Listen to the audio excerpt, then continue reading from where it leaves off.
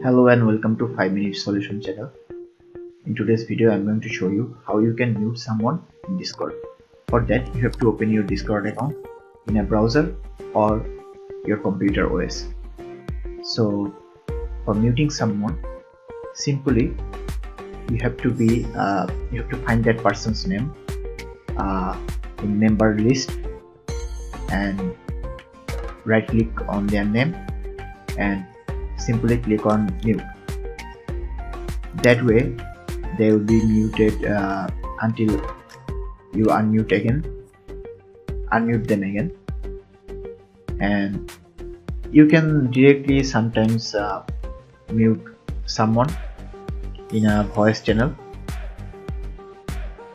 So for example, if this was a voice channel and you are in it with some other people, their name would have shown here as well. You could have muted them by right clicking on their name like this and click on mute. So you can do this thing from the member list or directly from the voice channel option as well if they are with you in a voice channel. So that's how you mute someone on Discord.